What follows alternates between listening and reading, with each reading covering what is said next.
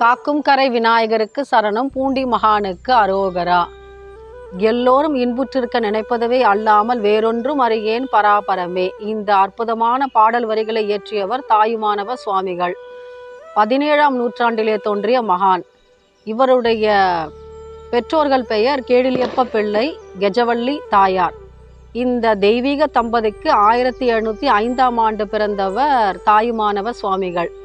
இந்த பெயருக்கு பின்னால் உள்ள ஒரு சிறிய வரலாறு நம்மை ஆச்சரியப்படுத்தும். ஏன்னா திருச்சியிலே அமைந்திருக்கிறார் அல்லவா தாயுமானவர் சுவாமிகள். அது சிவபெருமானை குறிக்கக்கூடிய அற்புதமான வார்த்தை.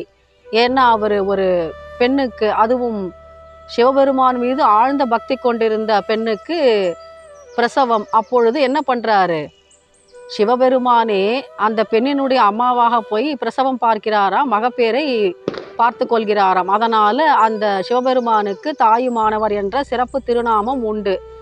இந்த தாயுமானவரை வேண்டி பெற்றதால் இந்த தெய்வீக குழந்தைக்கு தாயுமானவர் என்ற சிறப்பு திருநாமம் ஏற்பட்டது. கேடிலியப்ப பிள்ளை அரண்மனையிலே அரசு உத்தியோகம் பார்த்து வந்தவர்.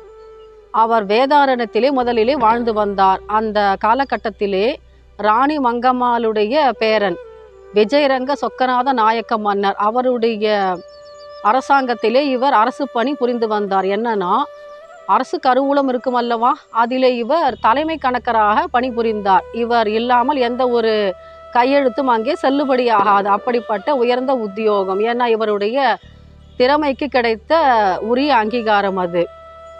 இவருக்கு முதலிலே ஒரு குழந்தை பிறந்தது. அந்த குழந்தைக்கு சிவசிதம்பரம் என்ற பெயரை இட்டு அருமையாக வளர்த்து வந்தார்கள். ஆனால் இந்த கேடிலியப்ப பிள்ளையினுடைய அண்ணாவிற்கு கல்யாணமாகி வெகு காலமாகியும் குழந்தை பேரு வாய்க்கவில்லை.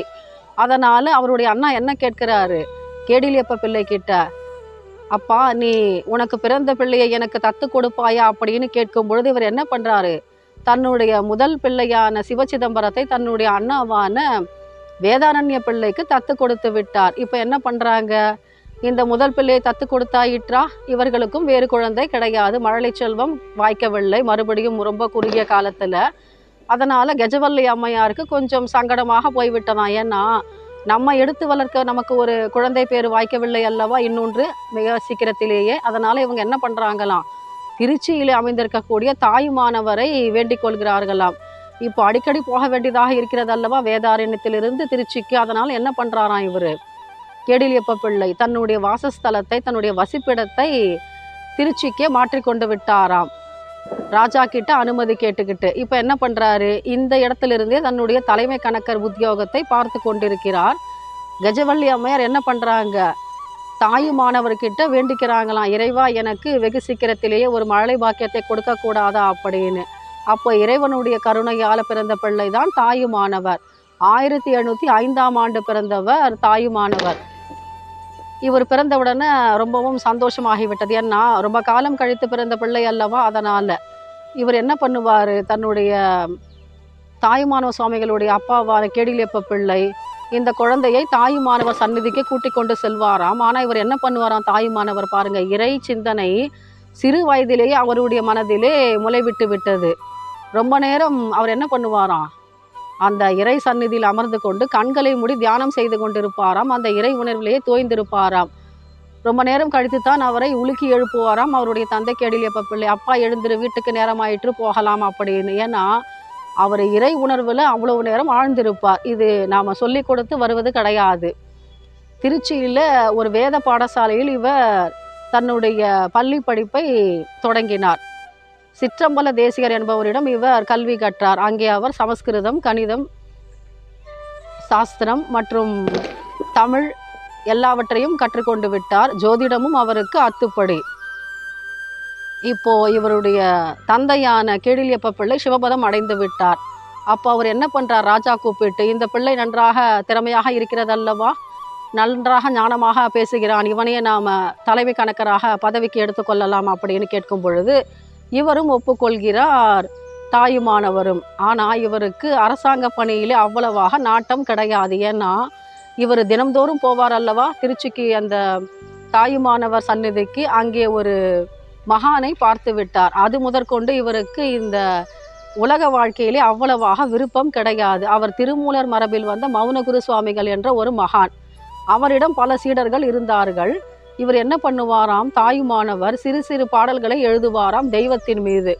அதை பாடி காட்டுவாராம் தன்னுடைய குருவாக விளங்கக்கூடிய மௌனகுரு சுவாமிகளிடம். அவரும் என்ன பண்ணுவார், ரொம்ப ஞானமாக எழுதுகிறாயப்பா, இதை தொடர்ந்து செய்து கொண்டு வா அப்படின்னு தட்டி கொடுக்கிறாராம் அவருடைய அந்த பாடல்களை பார்த்தவுடன். இவருக்கு என்ன ஆச்சுது பாருங்க. நாம் முன்பே சொன்னோம், இவருக்கு இல்லற வாழ்க்கையில் அவ்வளவாக விருப்பம் கிடையாது என்று. ஆனால் இவருடைய தந்தை இறந்தவுடன் இவர் அந்த அரசாங்க உத்தியோகம் பார்க்கிறார். ஆனால் இவருடைய அண்ணா இருக்கிறார் அல்லவா, சிவச்சிதம்பரம், வேதாரண்ய பிள்ளையிடம் வளர்ந்து வருகிறார் அல்லவா, அவர் என்ன சொல்கிறாராம், கட்டாயப்படுத்துகிறாராம். தம்பி, நீ இப்படியே இருந்தால் எப்படி, நல்ல ஒரு பெண்ணாக பார்த்து நான் உனக்கு மனமுடித்து வைக்கிறேன் அப்படின்னு சொன்னவுடன் இவர் என்ன பண்ணுறாரு, விருப்பம் இல்லாமல் தன்னுடைய குருவான மௌனகுரு சுவாமிகளிடம் கேட்டு அனுமதி வாங்கி கொள்கிறாராம். நான் இந்த பெண்ணை மணந்து கொள்கிறேன், இதற்கு சம்மதிக்கிறீர்களா அப்படின்னு கேட்கும்பொழுது என்ன பண்ணுறாரு, அப்பா இந்த சம்சார வாழ்க்கை நமக்கு முக்கியம்தான், ரெண்டும் நமக்கு ரொம்பவும் முக்கியம். ஏன்னா நாம் எதையும் தவறு என்று கருதக்கூடாது. இல்லற வாழ்க்கையும் நமக்கு முக்கியம், சந்நியாச வாழ்க்கையும் நமக்கு முக்கியம். இறைவன் எதன் மீது நமக்கு விருப்பத்தை செலுத்துகிறானோ அதன்படி நாம் நடக்க வேண்டியது தான் அப்படின்னு முடிவாக சொல்லிவிட்டாராம். பின்பு என்ன பண்ணுகிறார் அவர், 1736 வருடம் அவர் சந்நியாச தீட்சை வாங்கி கொண்டார். ஆனால் அதற்கு முன்னாடி அவருக்கு ஒரு சிறு, நாம் சொல்லுவோம் இல்லையா, விபத்து மாதிரின்னு, அந்த மாதிரியான ஒரு இல்லற வாழ்க்கை தான் அவருக்கு அமைந்தது. ஏன்னா மட்டுவார் குழலை என்ற பெண்ணை அவர் மணந்து கொண்டார். ஆனால் ஒரு சிறு குழந்தை பிறந்தது அவர்களுக்கு, ஒரு ஆண் குழந்தை பிறந்தது. கனக சபாபதி என்ற பெயரிட்டு வளர்த்து வந்தார்கள். ஆனால் அந்த குழந்தைக்கு சிறு வயதாக இருக்கும் பொழுதே அந்த அம்மையார் காலமாகி விட்டார். மட்டுவார் குழலை இறந்தவுடன் இவருக்கு என்ன பண்ணுறதுன்னு தெரியல தாயுமானவருக்கு. ஏன்னா அவருக்கு விருப்பமில்லாமல் இந்த சம்சார வாழ்க்கை அமைந்தது. ஆனால் அது கூட கொஞ்ச காலம்தான் கொடுத்தான் இறைவன். இப்பொழுது மனைவியும் இறந்து விட்டபடியால் இந்த குழந்தையை என்ன செய்வது என்று தெரியாமல் தவித்து கொண்டிருந்தாராம். அதனால் தன்னுடைய அண்ணாவான சிவச்சிதம்பரத்துக்கிட்ட கொடுத்துட்டாரு. அண்ணா, நீங்களே வளர்த்து கொள்ளுங்கள், எனக்கு சந்நியாச வாழ்க்கைக்கு எனக்கு விடை கொடுங்கள் அப்படின்னு கேட்கும் பொழுது இவரால் வேற ஒன்றும் சொல்ல முடியலை. தம்பிக்கு என்ன இஷ்டமோ அதன்படியே செய்து கொள்ளட்டும் அப்படின்னு விட்டு விடுகிறார். அப்போ இவர் என்ன பண்ணுறாரு, தன்னுடைய குருவான மௌனகுரு சுவாமிகளிடம் போய் கேட்கிறாராம், சுவாமி எனக்கு நீங்கள் சந்நியாச தீட்சை வழங்க வேண்டும் என்று. அவர் என்ன பண்ணுறாரு, 1736 வருடம் அவருக்கு சந்நியாச தீட்சை கொடுக்கிறார். மற்றும் பல சித்தாந்த வேதாந்த கருத்துக்கள்னு சொல்லுவோம் இல்லையா, அதையும் அவருக்கு உபதேசம் செய்கிறாரா. என்ன சொல்கிறாரு பாருங்க அவருடைய குரு மௌனகுரு சுவாமிகள். நாம் நினைக்கிறோம் இல்லையா, அண்டத்தில் உள்ளது தானே பிண்டத்திலும் இருக்கின்றது என்று. இப்போ இந்த அண்டம் எதனால் ஆனது, பஞ்சபூதங்களால் ஆனதல்லவா, நிலம், நீர், நெருப்பு, காற்று, ஆகாயம் என்று. இந்த 5 பூதங்களால் ஆனவன் நீ என்று நினைத்து கொள்ளாதே. சரி, அப்படின்னும் கிடையாது. மெய், வாய், கண், மூக்கு, செவின்னு சொல்வோம் இல்லையா, இந்த 5 நமக்கு புலன்கள், இதுவும் நீ என்று நினைத்து கொள்ளாதே. அப்போ வேற என்னதான் நாம நினச்சிக்கலாம் இல்லையா. அப்போ எதனால் நம்மளுடைய இந்த உருவம் சமைக்கப்பட்டது, நாம யார், இந்த கேள்விக்கு விடை தேடணும் இல்லையா. இதுதானே ஆன்மீக கேள்வி. அப்போ அவர் சொல்கிறாராம், கலைகள் மூலமாக பெறப்படுவது அபரஞானம், இதனால் உன்னுடைய அறிவு விருத்தி அடையும். ஆனால் பரஞானம் என்று ஒன்று உண்டு. அதற்கு பெயர் என்ன, இறை உணர்வு. அது யாரால் கொடுக்க முடியும், இறைவனால் மட்டுமே கொடுக்க முடியும். அதுவும் அவருடைய விருப்பம் இருந்தால் ஒழி. ஏன்னா நம்முடைய வினைகள் தடுக்கும் அல்லவா. எப்படி அடைய முடியும் இறை உணர்வை, எல்லாரும் அடைய முடியாதல்லவா. யார் வேண்டுமானாலும் முயற்சி செய்து கொள்ளலாம். ஆனால் இறைவன் விருப்பப்பட்டால் ஒழிய அந்த இறை உணர்வு ஒருவருக்கு வாய்க்க முடியாது. ஏன்னா ஒவ்வொருவருக்கும் ஒவ்வொரு மாதிரியான ஒரு உணர்வுகளை கொடுப்பார், ஒரு அனுபவ ஞானத்தை கொடுப்பார். அதனால் இவ்வளவு விரிவாக சொல்லி கொண்டிருக்கிறாராம். பின்பு என்ன பண்ணுறாரு பாருங்க, நயன தீட்சைன்னு சொல்லுவோம் இல்லையா, கண்களால் கொடுக்கக்கூடிய நயன தீட்சை, இதையும் கொடுக்கிறாராம் அவருடைய குரு மௌனகுரு சுவாமிகள். மற்றும் மந்திர உபதேசமும் செய்து வைக்கிறாராம். இதற்கு பெயர் வாசக தீட்சை என்று பெயர். ஏன்னா காதில் மந்திரங்களை ஓதுவார்கள். இந்த 2ஐயும் வாங்கினோன்னு அவருக்கு என்ன தோணிச்சு, சரி நாம் முழுமையாக நம்முடைய இந்த அரசாங்க பணி இருக்கிறதல்லவா, தலைமை கணக்கர் பதவி, அது நமக்கு வேண்டாம் என்று முடிவு செய்து விட்டார். அதனால் என்ன பண்ணுறாராம், அவருடைய ராஜா இருக்கிறார் இல்லையா, விஜயரங்க சொக்கநாத நாயக்க மன்னர், அவர்கிட்ட போய் சொல்லிடுறாராம், ராஜா எனக்கு இந்த பதவி வேண்டாம், இதன் மேலே எனக்கு விருப்பம் கிடையாது, என்னை விட்டு விடுங்கள், நான் ஆன்மீக ஞானம் அடைய வேண்டும், அதற்கு இது தடையாக இருக்கின்றது என்று சொன்னவுடனே அவர் என்ன பண்ணுறாரு, சரி உங்களுடைய விருப்பம் அப்படின்னு விட்டு விடுகிறாரா. ஏன்னா இவர் பணிபுரிந்த காலகட்டத்தில் ராணி மங்கம்மாளுடைய பெயர் தானே ஆட்சி புரிந்து கொண்டிருந்தார் நாயக்க மன்னர். அதற்கு பிற்பாடு ராணி மீனாட்சியும் ஆட்சிக்கு வந்து விடுகிறார்களாம். அந்த காலகட்டத்தில் இவர் என்ன பண்ணுறாரு, நமக்கு இந்த அரசாங்க பணி போதும் என்ற முடிவுக்கு வந்து என்ன பண்ணுறாரு, அங்கே இருந்து கிளம்பி விடுகிறார். ஏன்னா இவருடைய பூர்வீகம் என்று நாம் சொன்னால் வேதாரண்யத்தில் ஆரம்பித்தது இவருடைய தந்தையினுடைய வாழ்க்கை. அதற்கு பிற்பாடு இவர்கள் திருச்சிக்கு வந்தார்கள். இப்போ இவர் என்ன பண்ணுறாரு, திருச்சியிலிருந்து கிளம்பி நாம் ராமநாதபுரத்துக்கு சென்று விடலாம், நம்ம கொஞ்சம் ஓய்வாக இருக்கலாம், அமைதியாக நம்முடைய காலத்தை கழிக்கலாம் அப்படின்ற ஒரு ஞானம் வந்து விட்டது தாயுமானவ சுவாமிகளுக்கு. ஏன்னா அவர் என்ன நினைக்கிறாரு, நம்முடைய வாழ்க்கையை நாம் இறைவனுக்காக அர்ப்பணிக்க வேண்டும், அவருடைய உணர்விலே பாடல்களை எழுத வேண்டும் அப்படின்ற ஒரு எண்ணத்துக்கு வந்து விட்டார். ஒரு சிறு நிகழ்வை நம்மால் சொல்ல முடியும். என்னன்னா, இவர் அரசாங்க பணி புரிந்து வந்து கொண்டிருந்த காலத்தில் ராஜா இவருடைய பணிக்கு கௌரவம் செய்யும் விதமாக ஒரு அரசாங்க முத்திரையுடன் கூடிய ஒரு அழகான காஷ்மீர் சால்வையை பரிசாக அளிக்கிறாராம். இவர் எடுத்துக்கொண்டு வரும்பொழுது எதிரிலே ஒரு மூதாட்டி அவங்க குளிரில் நடுங்கிக்கிட்டு இருக்காங்க. அப்போ இவர் என்ன பண்ணுறாரு, கொஞ்சமும் யோசிக்காமல் அந்த காஷ்மீரத்து சால்வை அந்த பாட்டி மீது போட்டுவிட்டு இவர் கிளம்பி விடுகிறாராம். மறுநாள் இவருக்கு செய்தி தெரிவிக்கப்பட்டது ராஜாவுக்கு. இம்மாதிரி தாயுமானவர் நீங்கள் கொடுத்த சால்வையை ஒரு மூதாட்டிக்கு கொடுத்து விட்டார் அப்படின்னு. இவர் மறுநாள் கூப்பிட்டு கேட்கிறாராம் அரசவையில், நீ இம்மாதிரி கொடுத்தது உண்மைதானா அப்படின்னு கேட்கும் பொழுது தாயுமானவர் சொல்கிறாராம். என்ன சொல்கிறாரு பாருங்க, அதுதான் நமக்கு ஹைலைட்டு.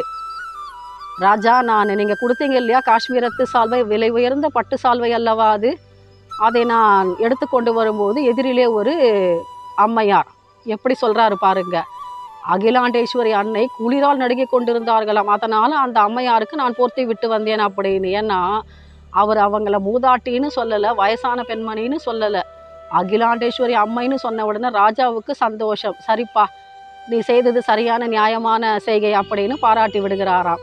இது ஒரு சிறு நிகழ்வு தான். ஏன்னா இவர் பராபர கன்னி என்ற ஒரு அற்புதமான பாடலை எழுதியிருக்கிறார். அதிலே 289 கன்னிகள் இருக்கின்றன. இதில் என்ன விசேஷம்னா, கன்னிகள்லாம் என்ன அப்படின்னு நம்ம கேட்கலாம்.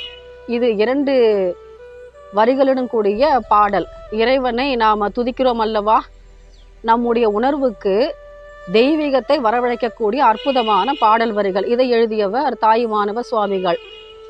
இந்த பராபர கன்னி எழுதுவதற்கு உறுதுணையாக தூண்டுகோலாக அமைந்தது இந்த சம்பவம். ஏன்னா அவர் அந்த அம்மையாருக்கு அந்த காஷ்மீரத்து சால்வையை கொடுத்ததினாலோ என்னவோ அகிலாண்டேஸ்வரனை அவருக்கு ஆசீர்வதித்து விட்டார் போலும். அற்புதமான பராபர கன்னி என்ற பாடலை எழுதியிருக்கிறார். சரி, இப்போ இவர் என்ன பண்ணுறாரு, நாம் சந்நியாச தீட்சை வாங்கிவிட்டோம் நம்முடைய குருவான மௌனகுரு சுவாமிகளிடமிருந்து. நம்முடைய வேதாந்த அறிவை வளர்த்து கொள்ள வேண்டும் அல்லவா, இறை உணர்விலே தோய வேண்டும் அல்லவா, அதற்காகத்தானே இவ்வளவு தூரம் நம்ம பயணப்பட்டு வந்திருக்கிறோம். இப்போ ராமநாதபுரத்தில் இவர் தங்கி இருக்காராம். 1736ஆம் வருடம் இவர் சந்நியாச தீட்சை வாங்கினார். பின்பு திருச்சிராப்பள்ளியை விட்டு அவர் இங்கே வந்து விட்டார். இங்கே வந்த உடனே இந்த ராமநாதபுரத்து சேதுபதி மன்னரும் இவருக்கு ரொம்பவும் ஆதரவாக ஊக்குவிப்போடு இருக்கிறாராம். ஏன்னா அவருடைய ஆன்மீக பணிக்கு இவர் ரொம்பவும் உறுதுணையாக இருந்தார். 1744ஆம் வருடம் இவர் சமாதி அடைந்தார். ராமநாதபுரம் மாவட்டத்திற்கு அருகே அமைந்திருக்கக்கூடிய லட்சுமிபுரம் என்ற சிறு ஊரிலே. இவருடைய சமாதி கோவிலும் அங்கே தான் அமைந்திருக்கிறது. ஏன்னா தன்னுடைய வாழ்நாள் முழுக்க அவர் என்ன பண்ணுறாரு, குறுகிய காலம்தான் இவர் வாழ்ந்தது. 1705ஆம் ஆண்டு முதல் 1744ஆம் ஆண்டு வரை மட்டுமே. ஆனால் அந்த குறுகிய காலகட்டத்திற்குள் அவர் இயற்றிய அருமையான பாடல்களுக்கு தாயுமானவர் பாடல் திரட்டு என்பது பெயர். இதிலே நாம் பார்த்திருக்கலாம், அற்புதமான வரிகளுடன் எளிமையான பழமொழியும் சேர்த்து இவர் வழங்கியிருப்பார் நமக்கு ஆன்மீக ஞானத்தை. எவ்வளவு அருமையான ஒரு மகான் பாருங்கள். இறை உணர்விலே தோய்ந்து அந்த பக்தியுடன் பாடப்பட்ட பாடல்களை நமக்கு சமர்ப்பித்திருக்கிறார். அற்புதமான வார்த்தைகளுடன் கூடிய இலக்கணத்தோடு. இது நமக்கு கொடுக்கப்பட்ட அற்புதமான பொக்கிஷம் இந்த பராபர கன்னியும் தாயுமானவர் பாடல் திரட்டுக்களும். கேடிலியப்ப பிள்ளை கெஜவல்லி தாயாருக்கு மகனாக பிறந்து இந்த திருச்சிராப்பள்ளியிலே அவர் அரசு பணி புரிந்து மற்றும் இப்பொழுது ராமநாதபுரத்திலே சமாதி அடைந்திருக்கிறார் அல்லவா. எவ்வளவு பெரிய மகான், இறைவனுக்காக பல பாடல்களை புனைந்த அற்புதமான இந்த மகானுடைய வரலாறு நமக்கு பல தெய்வீக உணர்வுகளை வழங்கக்கூடும். மீண்டும் சந்திப்போம் ஒரு அற்புதமான இறை அடியவருடைய வாழ்க்கை சரிதத்திலே. மீண்டும் சந்திப்போம். காக்கும் கரை விநாயகருக்கு சரணம். பூண்டி மகானுக்கு அரோகரா.